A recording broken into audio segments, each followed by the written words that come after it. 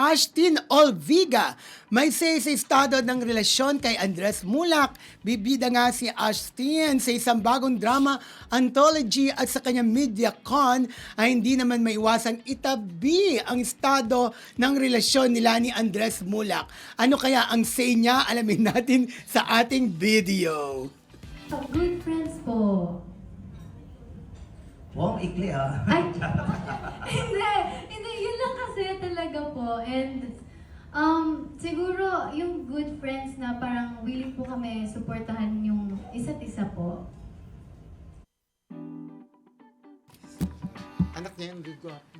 Yes! Ayan! Ayan na Wow. si Ashley or di ba meron siyang, nandiyan ka sa press conference niyan, Rodel, at meron siyang drama anthology. Ashtin! Oo, Ashtin. Anthology. Ang bongga niyo, masasabi? ha? Pero Sa pinagkatiwalaan Viva niya. siya. Pinagkatiwalaan na siya. Ibig sabihin, Correct. para siyang si Maricel Soriano dati. Maricel Drama Presents Oo. dati. Regal Films Regal presents. Films. Parang may meron ganun, di ba? Regal Mother presents. Studio. Mother Studio Presents. presents. Mother Studio. Ah. Para mga, dati nung mga kasikatan nila, Ate Guy, nila Star Maricel. Drama presents. Oo. Nora.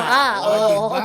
Oh, may mga Maganda yung binabalik yun, Ah. di ba? At napaka-swerte ni Ashtin. Paborito siya ng kanyang Kaya management. nga, ang bongga. Oo. Pero ito na, ang hinihintay nga nilang itanong, di ba?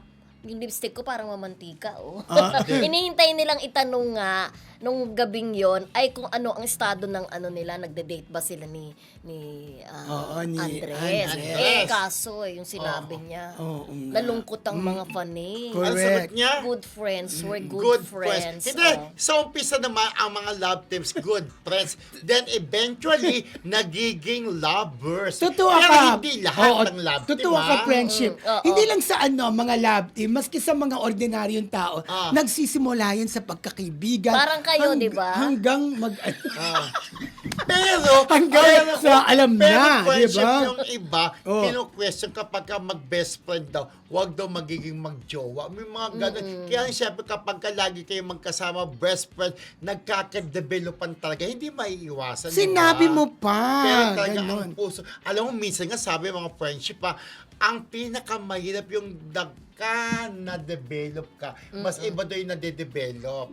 Mas mahirap. Talaga magmamahal ka ng bonggang-bongga. Correct. Talbog, di ba? Correct, oo. Pero ito nga, syempre, hintayin natin kung may mabubong relasyon sa love team ng Asdes. Kung magiging sila, or tama siya, baka gano'n, we're just friends. Ang alam ko, we're just friends. We're sabi, just di ba? friends. Oo, tingnan sabi natin kung saan Ashtin. nahahantong yan. Pero siyempre, natatakot din yung mga fanay, di ba? Kasi si Andres, parang meron na siyang solo na bagets. Tapos itong si Ashtin, binigyan naman ng solo. So sabi nila, bakit pinagsusolo Kaya na nga, raw? bakit May pinaghiwalay? ganon. Parang As love team. ini-establish na sila as solo artist. Siyempre naman, ang mga fans nila, di ba, bakit parang hinihiwalay na kaagad ang love team? Kaya nga, kabago-bago pa lang, Kabago-bago diba? pa lang. Hindi, oo. pero syempre, di ba, susubukan naman kung pwede silang tanggapin sa iba. Di ba, lahat naman ng love teams, sinusubukan din Pero ang tagal. Like, ang Katniel, ang tagal bago, di ba, ang tagal bago sila pero, pinaghiwalay. pero ang Katniel, Oo. correct me if I'm wrong Yes. ang Katniel,